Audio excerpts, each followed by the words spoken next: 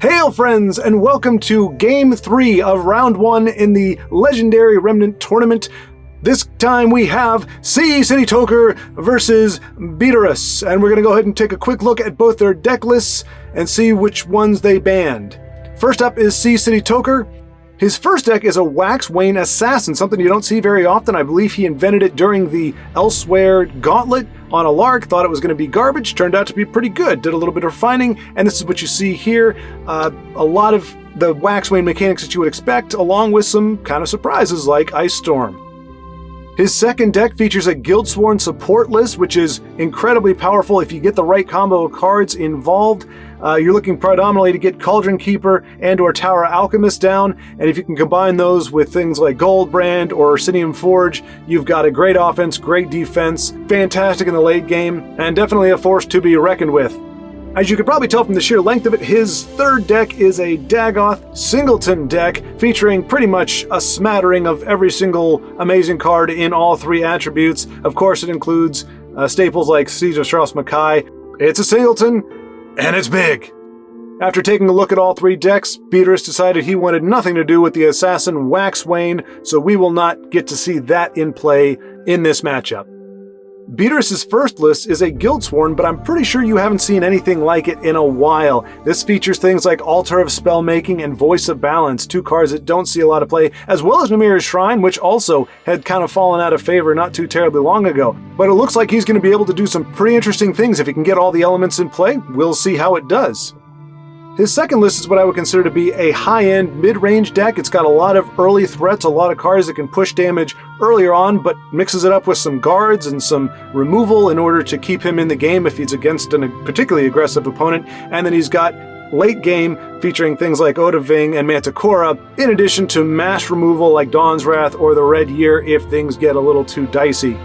His final list is a scout deck, but it too is a little bit off the beaten trail. You see a card like Banelord and you think you're going to see the Shearpoint Curse combo deck, but it doesn't. Shearpoint's replaced by cards like Hulking Scowlin, which I don't think I have seen played in a very long time, probably since it first came out, so I'm looking forward to see what he can do on the board. Also, uncommon inclusions, Daedric Titan, which is a great card. Again, you just don't see it played that often. Arcane Elite, and Ionde Clan Sorcerer. I might have mispronounced that, but I'm sure you can forgive me. Unfortunately, it is that uncommon scout list featuring that hulking Scowlin that City decided he wanted no part of.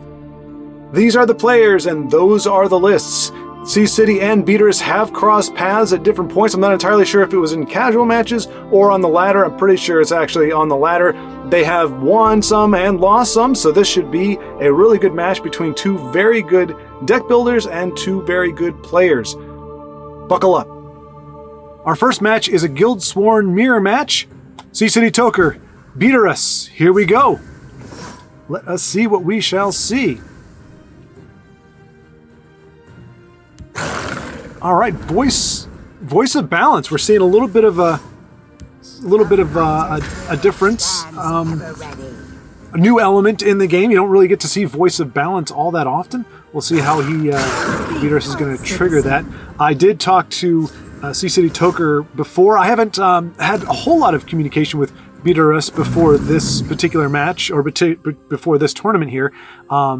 C-City, we've battled back and forth different times, and C-City did say that he's played Beaterrus a few times and has got the tar kicked out of him. So he's said this is going to be quite a challenge. So we definitely have some. It should be a good match because I know from playing C-City that he's fantastic. Beaterrus, we did play 2 games, I think, and he beat me soundly both. So both players have kicked my butt. It'll be good to see how they do against each other. Alrighty, definitely seeing an advantage. There, pings for the draw, Tower Alchemist. Probably will hold on to that one. Bringing out Giggles, and she automatically will trigger for 2. Again, they were able to look at each other's lists. I haven't actually taken a gander at them because I found from the last time that I did this that if I'm focused too much on the decks, I'm not really focusing on the game. Usually you have dual casters or something, so and I don't have the list right here with me, so I don't want to take my eyes off the board and what's going on here. But I would imagine that Sea City saw that Beaterrus is running more of an aggressive list, and so he is going to be coming out. If I'm not mistaken, actually, crazy enough as it sounds, I played.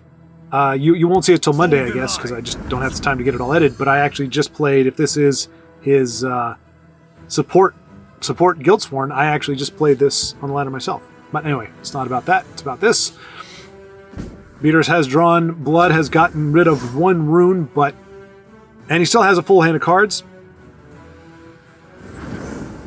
But this is kind of playing into Ccitytoker's game strategy again as the support. There's a play. There's a kind of support control. Really isn't necessarily looking to break out early in the game.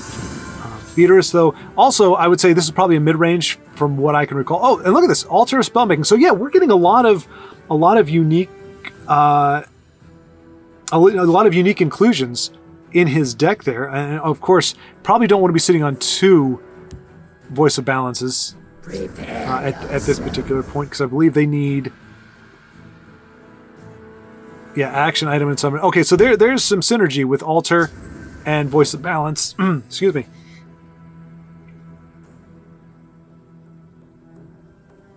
It seems if one is obviously, well, I shouldn't say it seems. If one goes off, the other one will as well. But Ccitytoker says yoink, and he is going to take Sentinel Reclaimer. Hey, it's a premium. Looks very nice and shiny. Probably not one of Beaterrus's best cards there. Something like Forward Camp would probably, although Forward Camp Sea City could actually probably make good use of that, being that he is a support deck, and I don't think he runs. I don't recall Forward Camp being in his repertoire, so that actually would have been a good pull on Orb. He does have a chance with Tower, Alchemist, and Cauldron Keeper in hand for next turn. He could get some use out of those, or get some more use out of that Orb. Neither one showing support removal. Beaterrus might have to play Voice of Balance before he wants to, just to be able to contest the board. I don't think we're going to see Sea City getting too aggressive here. He's biding his time. He's going to take another one. Manticore, that's a significant pull here. He is, that's a big one. Again, nice and premium. I think it's premium because his Orb is premium, not necessarily because Beaterrus is premium. Not really entirely sure.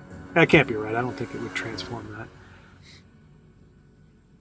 Speak, citizen. Chooses to use the rapid shot as removal there, which again, if he's looking to close this game out with, if he knows he's going to be on the aggressive, have to be aggressive to close it out. He's not going to want Sea City to drain his way. Let's see, does he high roll? What do we got here? Okay, that's a pretty sad Wabbajack. When you play Wabbajack, you expect it to either be a complete stinker or to be amazing, and it kind of gives you, I mean, we got some nice premiums on there. Get to see the target. Do not discover this one, or whatever he says. Don't shoot me, I'm a target. What else am I going to do with you? Belly G, oh, is it going to take out the Wabbajack? I think it is. I mean, that's a wild card. Obviously, Orb of Vermina is not great to be on the board, but it's a known quantity. He can only take what Beaterrus has in his deck. He can't transform anything too crazy.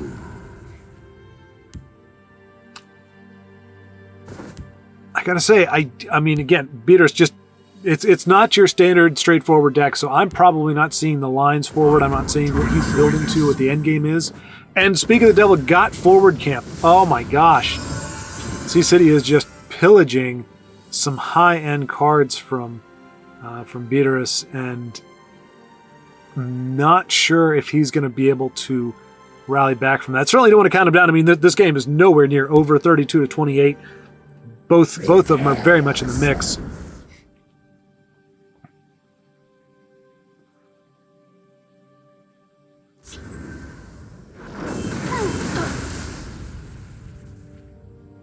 It's a hard call there. Okay, yeah. Take out the not Cauldron Keeper. What is he called again? I don't see him very often. Don't play him very often. Tower Alchemist.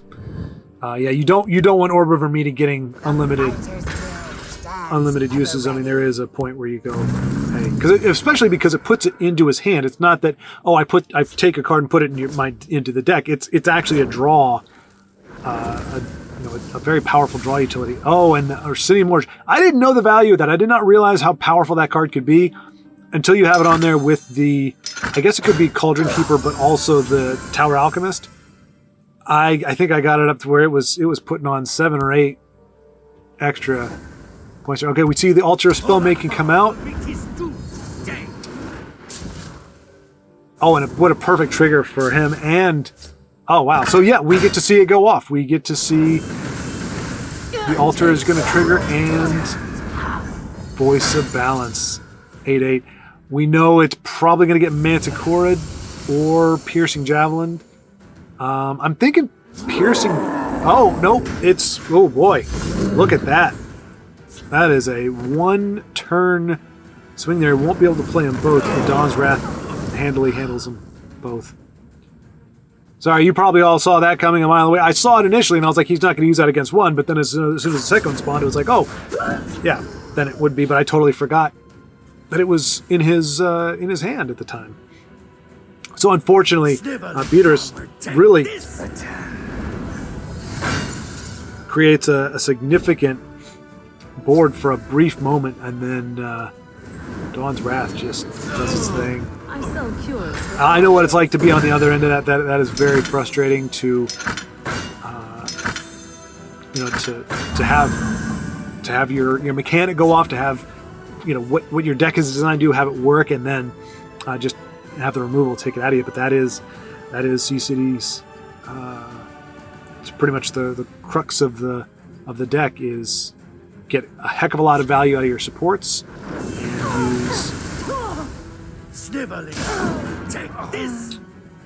and use removal to keep yourself alive until the end game. Don't recall. We'll see what Laneth pulls here.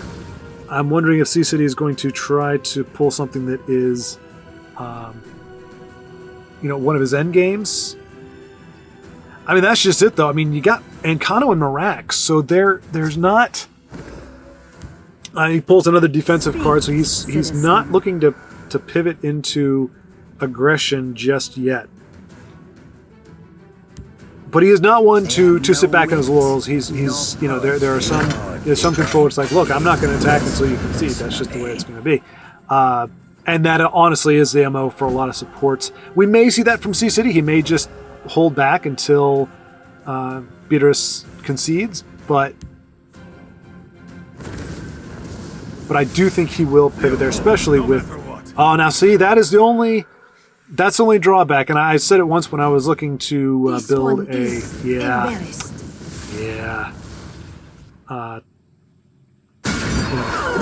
with the Control Exalt Delete, it's, you know what, let me just break one rune just so that I can get some value from Forward Camp or from East March Crusader.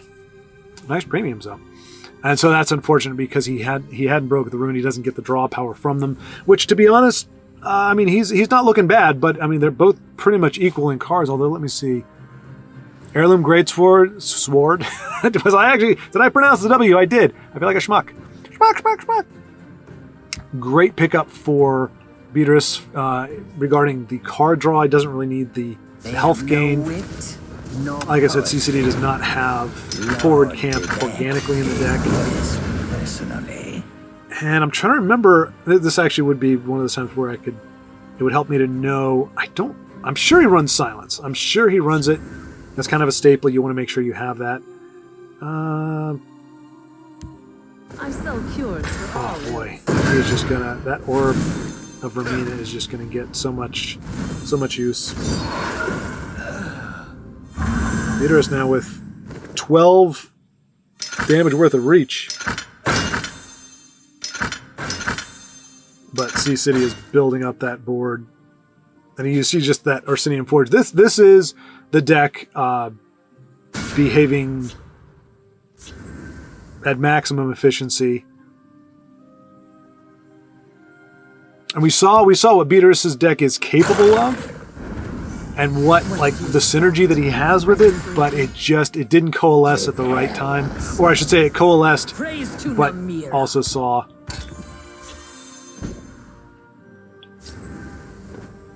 some removal, and C-City is I'm going to enjoy this. going to take it. Holy cow! Good gravy. Orsinium Forge. Good game.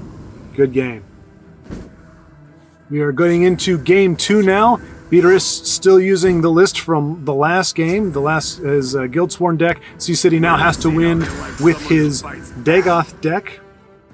And we will see if Beaterrus is able to make that his deck go off. Speak, citizen. Similar to what he did last game. I mean, if you can have a couple consecutive turns like that, you can definitely see it turning back around. But this time we're going to see C-City on the aggressive. Interesting, no Luzra or Surat. I am curious. And again, as I said, I'm not. Okay,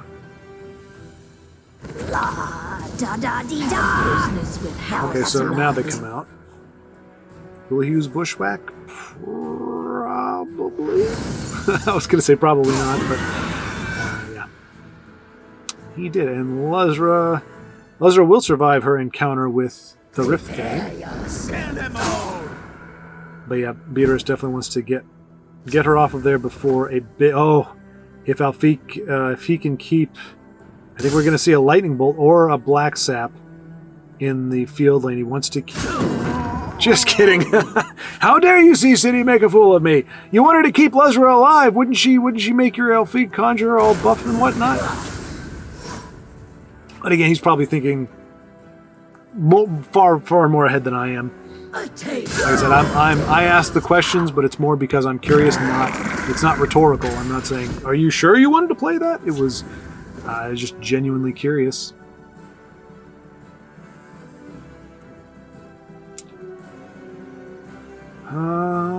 If he wants the cards, Telvots is not what he wants to play right now. All right, Elfique in the Shadow Lane. Interesting.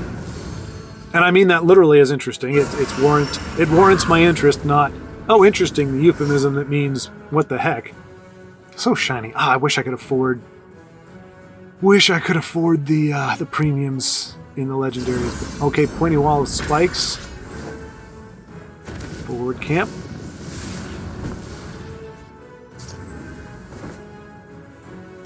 I understand Beaterrus not wanting to break a rune there, and I guess if he gets close to being able to trigger forward camp, I'm sure we will see a rune break there. But I think he's trying to put that off as long as possible. Perhaps we can help one another. Telvots Magister come out. As long as he's got that ward on there, the Hive Defender will be able to do diddly squat. If he's removed altogether, then Hive Defender will be able to do squat. Might see Ancano. I have many important things. So C-City has committed to the Shadow Lane. He is going to wage his attack from there. He's got 10 in that lane. Obviously, Piercing Javelin is probably going to eat Ancano. Oh, well, 3 Reclaimers. Wow. And I think he's trying to survive until turn 9. Next turn, he'll be able to drop Manticore down. Look at that. 3 Reclaimers. I didn't realize. A handful of daggers. Handful of swords.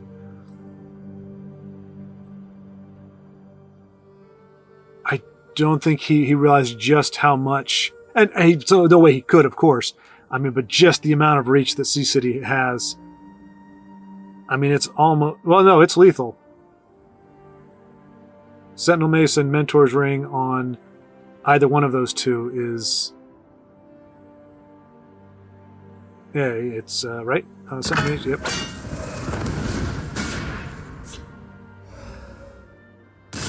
Mentor's Ring. They cannot defeat the heart of Phelan. Is Mentor's Ring only 2? No, that's a 3+3. Okay, so C-City leaving 3 damage on the board. I mean, he can finish it off with Tazcat, but I have to believe that was a misplay. I don't know what the... Let's put these to use. the benefit was there. Again, I mean, you've seen me do it a ton of times where I just don't realize I had lethal in hand. But this is going to end the second round, unless there's no way. It has been an engaging hunt. Well played, Beaterrus. Well played, Ccitytoker. Good game to you both. And there you have it. Round 1, Game 3. Ccitytoker takes it 2-0 over Beaterrus, but we did see Beaterrus bring a great guildsworn deck to the tournament. I love to see that kind of thing, seeing cards that you don't typically see played ever. Cards really that I have almost never played with. Altar, I believe, is the 3-colored support. I've seen that run like twice. I mean, Red Mountain doesn't get a whole lot of play. That one gets even less, but it's great to see it in the deck. We got a glimpse of what it was capable of doing, what it could do, what synergies lied within the deck. It just, the cards didn't coalesce in those games. But they were great, a lot of fun to watch. Thank you both so much for playing. City, we will see you in the next round. Beaterrus, again, thank you so much for playing. Appreciate it. Hope to see you and that deck, or a version of it, maybe a modified, tweaked version, or maybe that was it just had a bad draw or something, and it's fine just as it is. Either way, hope to see you in the next tournament as well. Thank you so much for watching. Until next time, keep playing.